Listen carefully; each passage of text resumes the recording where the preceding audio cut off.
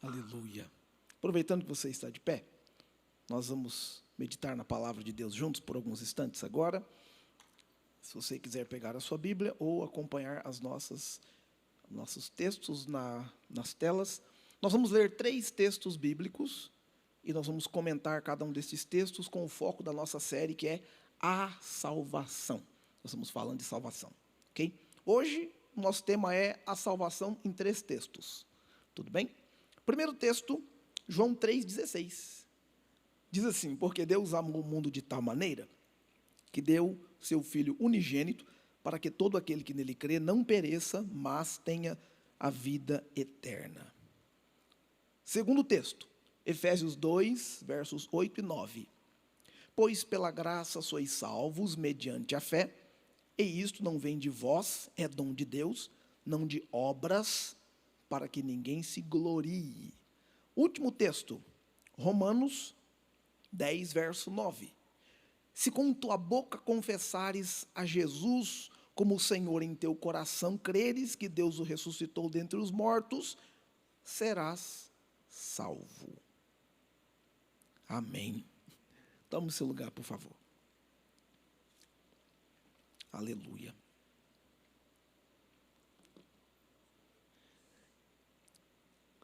Toda vez que nós nos preparamos para ouvir uma pregação ou uma exposição das Escrituras, nós precisamos ficar atentos a pelo menos 3 coisas. A primeira é o que Deus quer falar conosco aqui no nosso coração, no nosso interior, porque a palavra de Deus sempre tem um endereço, sempre tem um objetivo. Segundo, como é que nós vamos guardar ou estocar essa palavra para um futuro próximo? Porque a palavra de Deus é alimento para a gente, nós precisamos nos alimentar dela. Terceiro lugar, preciso me preocupar como é que eu vou compartilhar essa palavra com alguém. Como é que eu vou explicar isso, o que eu aprendi para alguém? A melhor maneira de aprender é ensinar. Se você aprende uma fórmula matemática e consegue desenvolver ela nos seus moldes mínimos, quando você ensina para alguém, você automaticamente se torna confortável com aquela fórmula e começa a desenvolvê-la com máxima habilidade e capacidade. Pense na maneira com a qual você vai ensinar essa porção da palavra pregada hoje para alguém. Porque isso faz toda a diferença na maneira com a qual nós recebemos a palavra e a influência que ela tem sobre nós. A palavra de Deus, como o nosso pastor Flauzino sempre fala, é remédio e é antídoto. É remédio para quem está doente e é antídoto, é vacina para quem não ficou doente, mas se viu o mal aparecer, não vai pegar nele porque ele já está vacinado, ele já está remediado com a palavra. Ao falar de salvação, o contexto de sociedade que nós vivemos hoje requer uma atenção direta ao conceito bíblico de salvação. Porque as pessoas estão se perdendo diariamente. As pessoas estão gastando sua vida com as coisas inúteis diariamente. As pessoas estão indo para o inferno na nossa frente. Tem gente que mora vizinho da gente, tem pessoas que são nossos colegas imediatos de escola ou de trabalho, e você percebe que essa pessoa está completamente perdida. Há uma necessidade de salvação neste mundo, e essa é a missão core, essa é a tarefa principal da igreja, anunciar para todo mundo salvação. Na padaria tem pão, no açougue tem carne, lá na fazenda tem insumos da fazenda, tem coisas que você colhe da terra, coisas que você... cada lugar tem suas especificações. A não ser quando você vai nas lojas que são de importados, que lá tem de tudo, aí é diferente. Aí também não tem nota e nem garantia. Muito cuidado. Misericórdia. Na igreja tem salvação. O que a gente entrega, o que a gente oferece, o que a gente apresenta aqui na igreja é salvação. Salvação, aqui tem salvação. Aqui tem salvação para o perdido, tem salvação para o mentiroso, tem salvação para aquele que está com o coração oprimido, tem salvação para aquele que é rebelde, tem salvação para aquele que cometeu um crime, tem salvação. Aqui na igreja tem salvação. E quando a gente entra aqui e recebe essa palavra de salvação, nossa tarefa, nossa missão é sair deste lugar e compartilhar com alguém que ele pode receber este presente chamado salvação.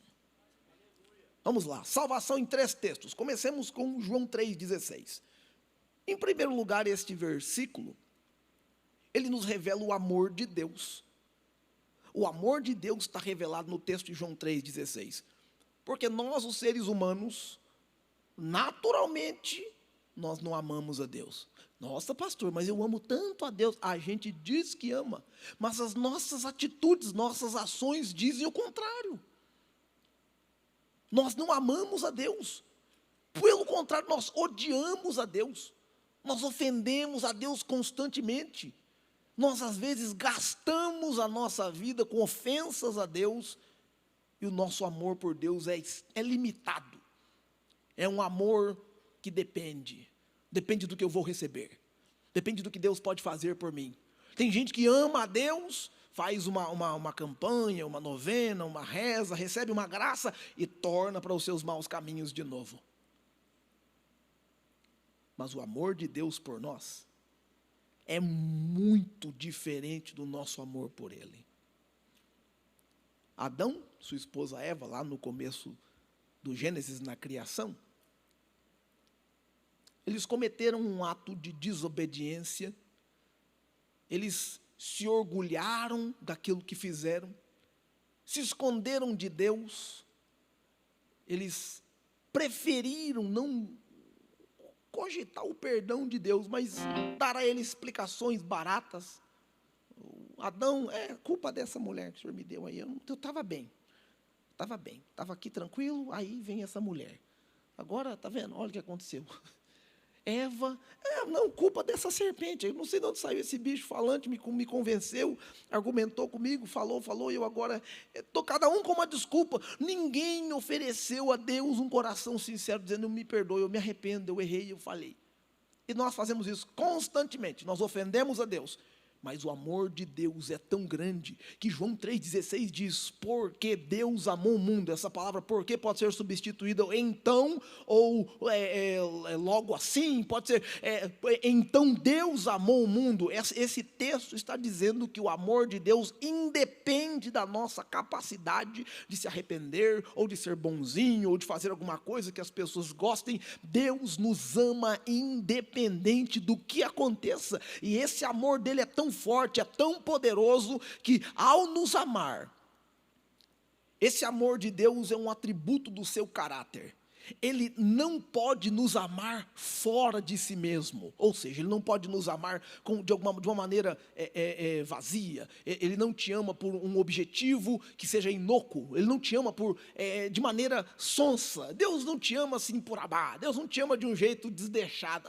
Eu te amo, mas eu gosto mais desse aqui, mas eu te amo, viu? Mas aquele ali é um pouco mais bonitinho que você. Deus nos ama com um amor tão pesado, tão forte, e este amor cai sobre todos os seres humanos na atitude de Deus, porque a atitude de Deus é uma atitude de entrega. Este ponto destaca a motivação para a salvação. Nós odiávamos a Deus, mas o amor de Deus é mais forte que os nossos ódios. Nós nos afastamos de Deus, mas o amor de Deus é mais poderoso que o nosso afastamento. Nós rejeitamos a Deus, mas o amor de Deus é mais forte que a nossa rejeição. Nós pecamos contra Deus, mas o amor de Deus é mais forte que os nossos pecados, porque Deus amou o mundo de tal maneira. E aí no segundo ponto, o sacrifício do Filho unigênito, porque o texto diz, Ele amou tanto que nos deu o seu único Filho. Quem ama tem que dar alguma coisa. Alguém que diz que te ama e não te dá nada, corra dessa pessoa, em nome de Jesus, corra, mas corra sem olhar para trás. Alguém que te ama, mas não te entrega nada. Alguém que te ama, mas não se entrega, não, corra e não olhe para trás, porque a prova do amor é doação, a prova do amor é entrega, e Deus dá o exemplo do amor, porque Ele nos amou de tal maneira que nos entregou a dádiva mais preciosa de si mesmo. Ele nos deu Jesus Cristo, o seu único Filho. O Filho de Deus se torna homem para nos possibilitar a salvação.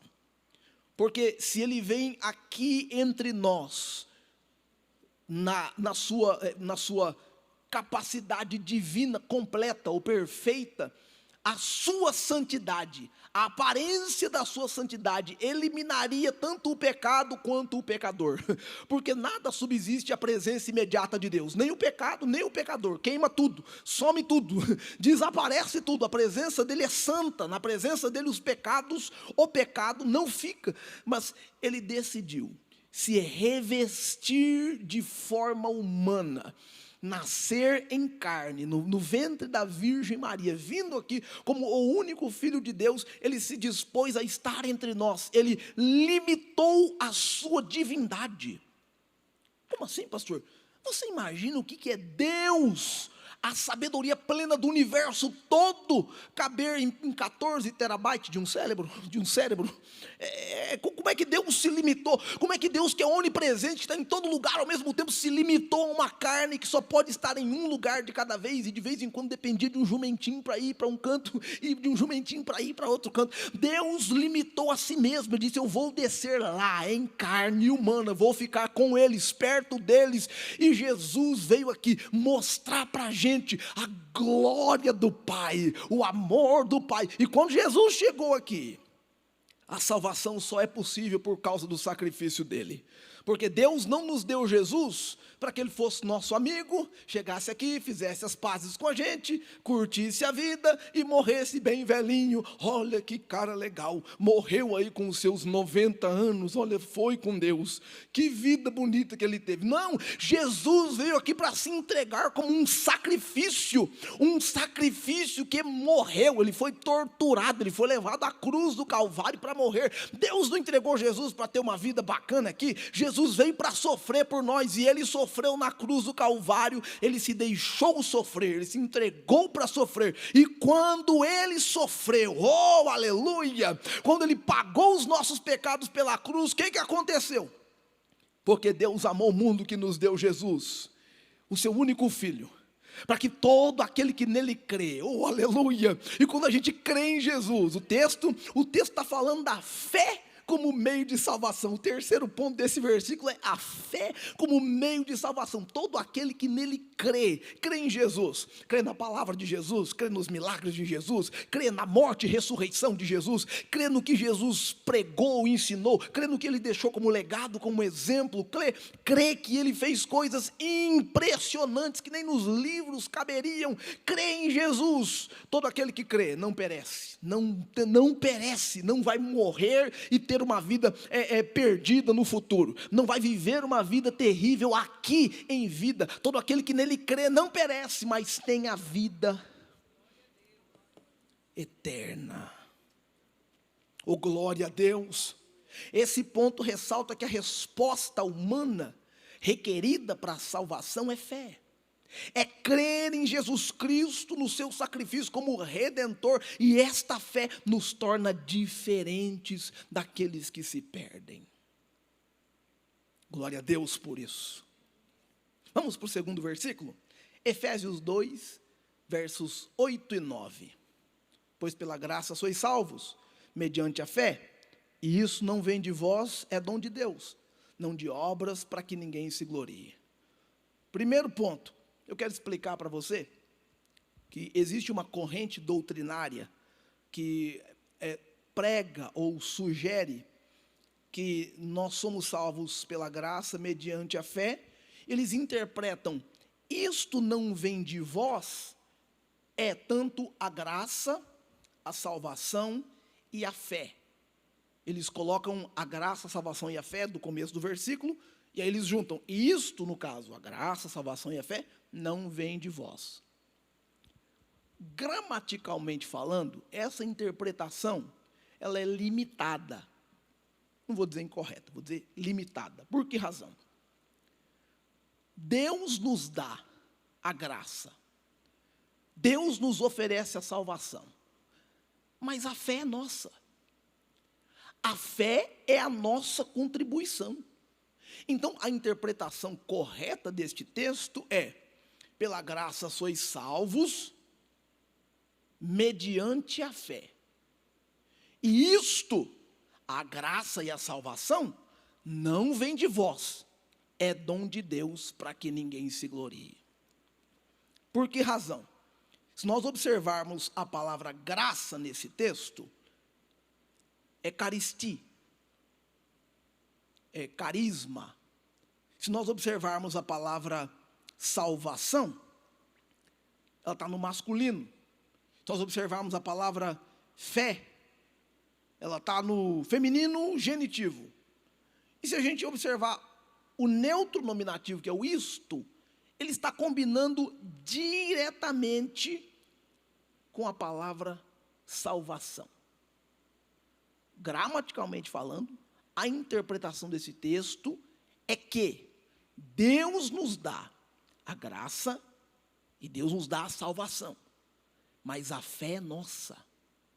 E de onde vem a fé, pastor? Bom, a fé vem da palavra pregada. Porque nós estávamos mortos, vivendo uma vida de pecado. Olha, gente, o pecado é terrível. O pecado faz a gente passar vergonha. É por causa do pecado que tem gente, hora da manhã, você passa domingo, às vezes tem alguém caído por aí, e o cachorro interagindo com ele ali, misericórdia. É por causa do pecado. O pecado humilha a pessoa, o pecado humilha a pessoa. O pecado te faz passar vergonha feia. O pecado faz você dançar na madrugada aí, passando uma vergonha terrível. O pecado faz você se afundar em drogas, em vícios, etc. O pecado faz você cometer atrocidades, coisas bizarras contra o seu próprio corpo. O pecado faz você se envergonhar, e envergonhar a sua família, envergonhar a sua comunidade. E alguém às vezes, nossa, rapaz, olha o fulano, coitado, que situação. O pecado está fazendo isso com muita gente hoje.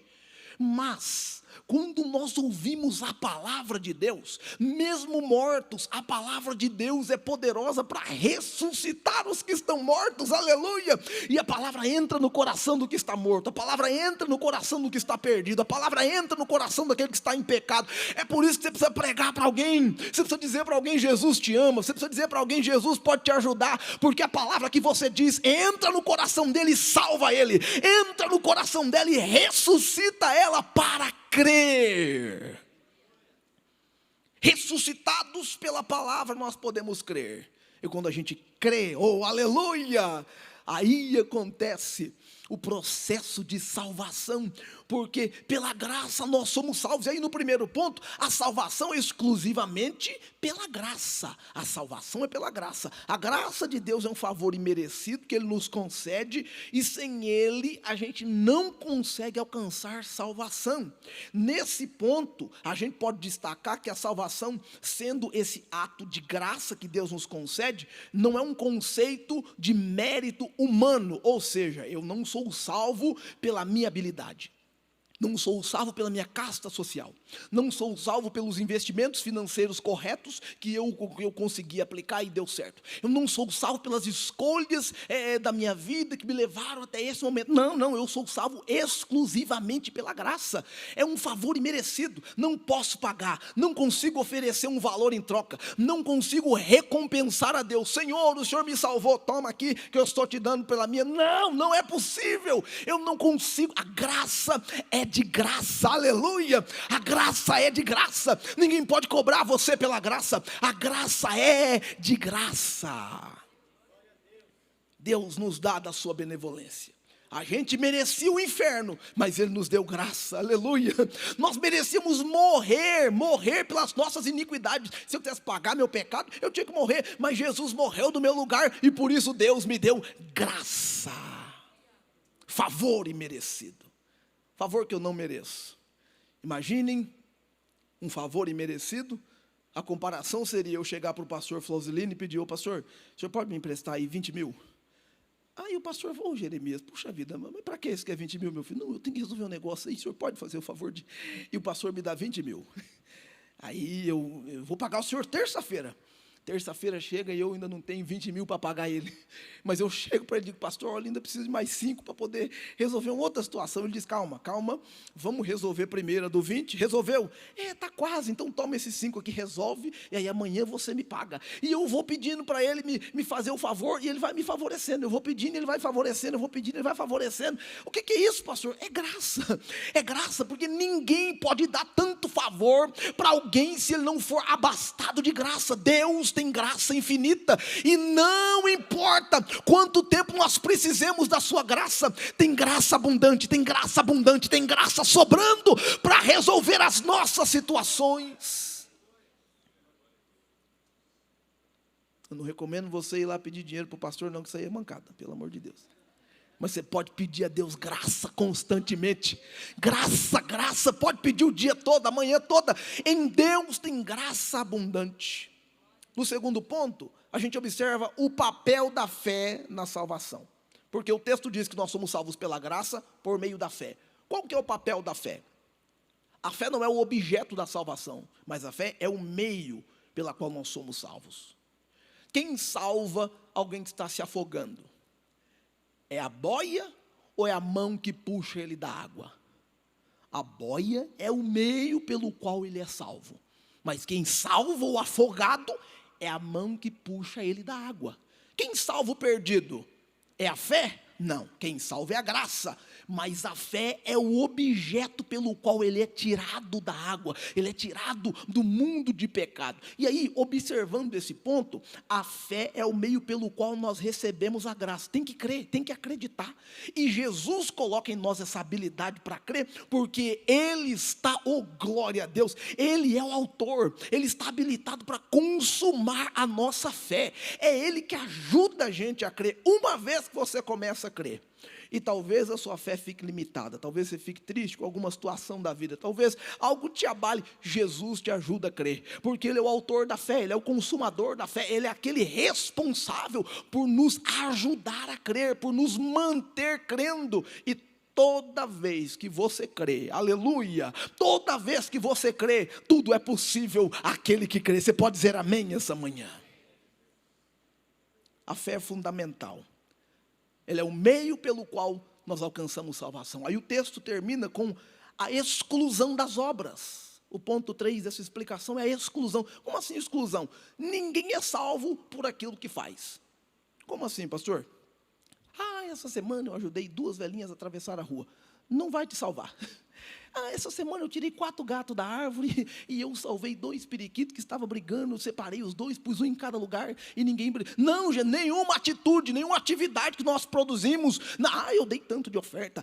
Eu salvei fulano. Eu ajudei Beltrano. Nada do que a gente faz pode garantir a nossa salvação. É impossível. Por isso que o texto exclui as obras. Depois do processo, pela graça somos salvos por intermédio da fé, ele diz bem claro, isso não vem de vós, a salvação e a graça é dom de Deus, para ninguém se gloriar. Olha, eu tenho a salvação aqui porque e tal, eu consegui, eu conquistei, quero ensinar vocês aqui, como diria o nosso grande coach, 7 passos para o primeiro passo da salvação. Não, não e não.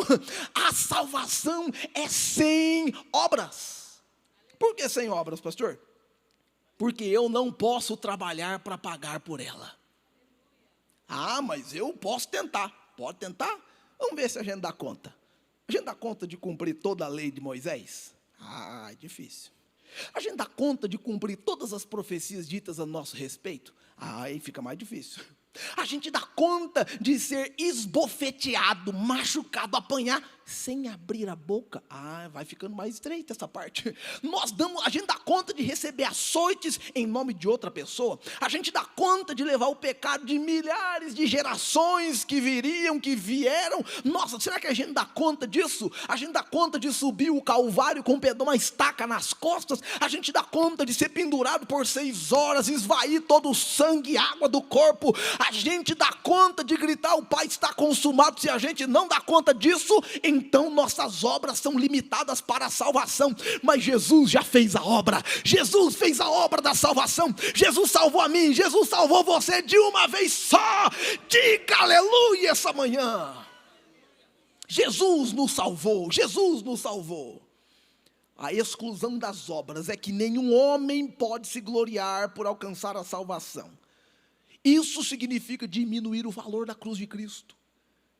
Eu não consigo diminuir o valor da cruz. A cruz me libertou, já cantou o Rafael, aleluia. Nesse ponto nós reafirmamos que as obras humanas são insuficientes para a salvação, porque a salvação é projetada para exaltar a Deus, e não o homem. Nós não somos salvos para nos exaltar. Olha, estou salvo. E você? Olha, eu acho que você vai sentar no colo do... Entendeu? Você... Não. Nós somos salvos para salvar alguém. Nós somos salvos para exaltar a Deus. Nós somos salvos para glorificar a Deus pela nossa salvação. Todo dia eu preciso dizer obrigado porque o Senhor me salvou. Todo dia eu posso dizer, eu acordei de manhã, eu preciso lembrar que o inimigo queria devorar minha alma enquanto eu dormia. Mas graças a Deus que me protege e me guarda, eu sou salvo, e ainda que eu morra nessa carne, eu estarei com meu espírito imediatamente na presença de Deus, pela salvação. Oh, aleluia! Último texto para a gente encerrar, Romanos 10, verso 9. E aqui o texto é interessante porque ele diz, se com a tua boca confessares, há uma condicional, se com a tua boca confessares, se você confessar Jesus como Senhor, e no coração crer que Deus o ressuscitou dentre os mortos, será salvo. Este texto começa com a confissão, oh glória a Deus. É por isso que quando nós estamos reunidos, nós somos incentivados a confessar a Jesus como Senhor, a glorificar a Jesus, a orar a Jesus. Ele é o alvo da salvação, ele é o objeto e o objetivo da salvação. Ele é a razão da salvação. Tudo diz respeito à salvação, está ligado nele. Ele é, tudo de salvação está em Jesus. É por isso que nós confessamos Jesus, nós gritamos Jesus, falamos Jesus, celebramos, tudo está ligado com Jesus. E o texto começa, se com a tua boca confessares a Jesus como Senhor, e em teu coração crer que Deus o ressuscitou, começa com a confissão. E é uma confissão pública. Dizer que Cristo é o Senhor, liberar essa palavra, dizer Jesus, a salvação começa aí. Todo aquele que está morto no pecado, não consegue dizer que Jesus é o Senhor. Todo aquele que está morto, afogado no pecado, não consegue dizer que Jesus é o Senhor. Por quê? Quem que é o meu Senhor? Meu Senhor é o meu cigarro, rapaz, meu cigarro aqui é meu Senhor. Quem que é meu Senhor é a cachaça, é a pinga. Meu Senhor é a maconha. Meu Senhor é meu Senhor, tudo que tá ligado com os meus vícios, meus desejos. Meu Senhor é a pornografia. Meu Senhor são os meus amigos que me levam para os caminhos tortuosos. Meu Senhor é a balada. Meu Senhor é o pancadão. Meu Senhor é o funk. Meu Senhor é tudo que está de errado tudo isso aí é o meu Senhor. Se eu não consigo dizer que Jesus é o Senhor, então eu não consigo receber o privilégio da salvação. É por isso que Paulo está dizendo para a igreja de Roma, dizendo, irmãos, é o seguinte, todo aquele que confessa que Jesus é o Senhor, com a boca, e com o coração crê que Deus o ressuscitou dos mortos, ele é salvo. Esse processo tem duas vias, é a confissão dos lábios e a fé no coração.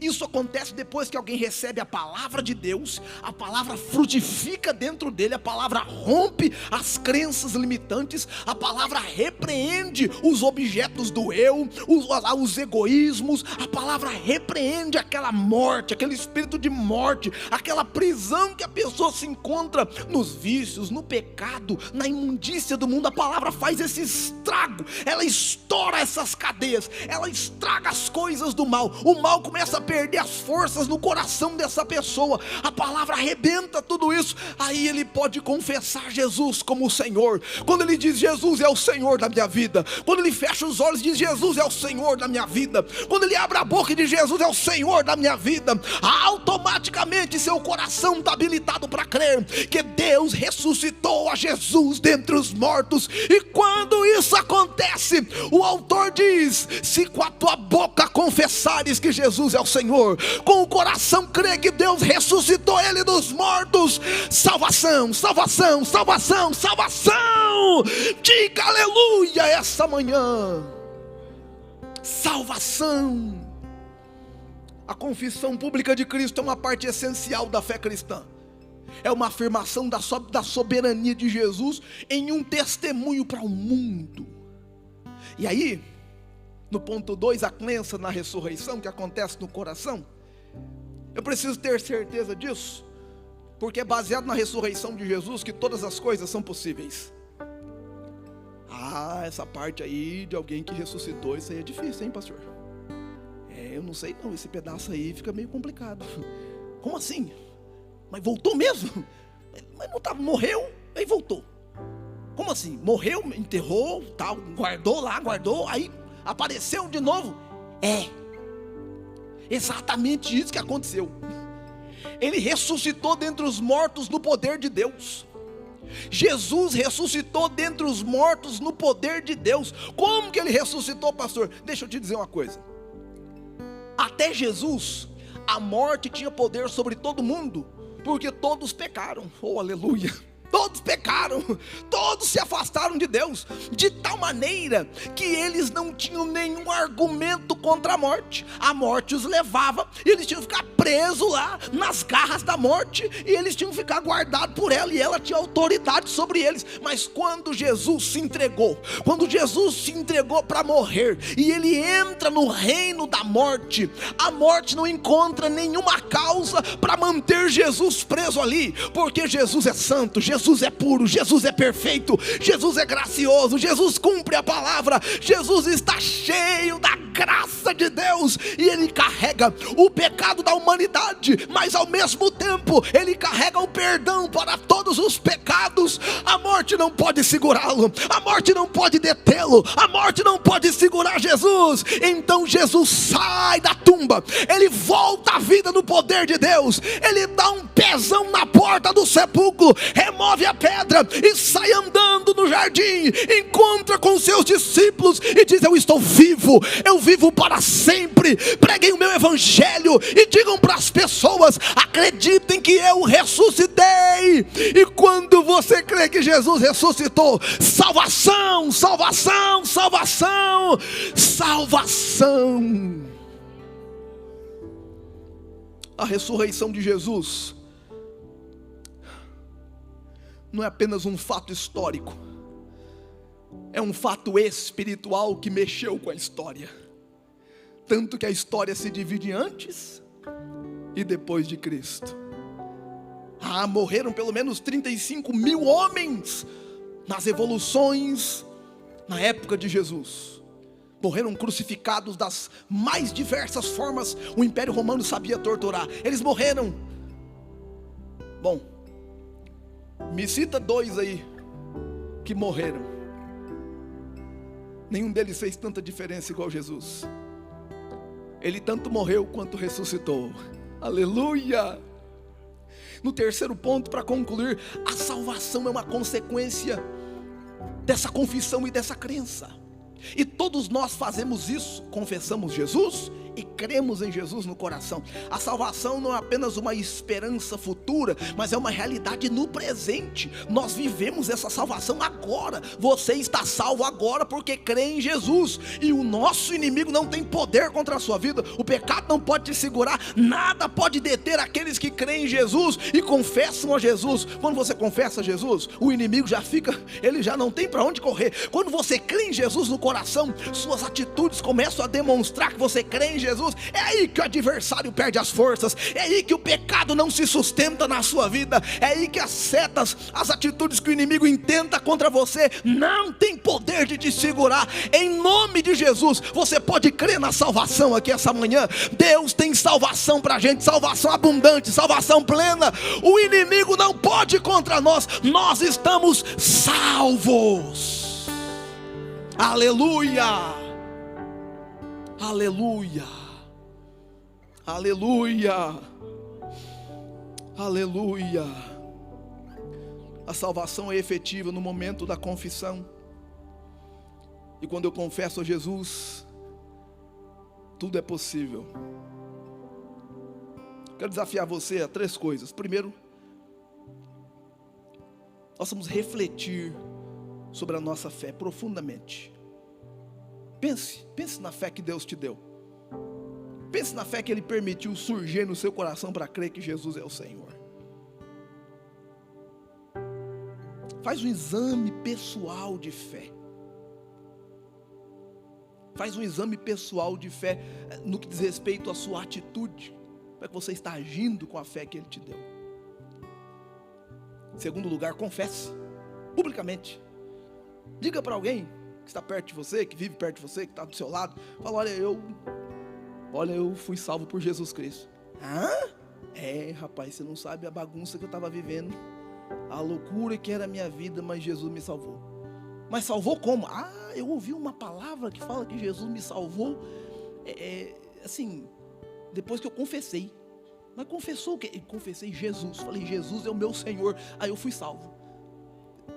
Mas salvo de quê? Não, salvo do pecado, salvo da mentira, salvo da vida dupla, salvo de tudo. E você vai dizer para alguém, confessa, diga para alguém, espalha para alguém que Jesus te alcançou. Eu quero terminar dizendo que viver uma vida de graça, viver uma vida triunfante em Deus, às vezes não precisa nem falar para alguém que está perto de você, talvez você não tenha a chance de falar, a pessoa passa muito rápido.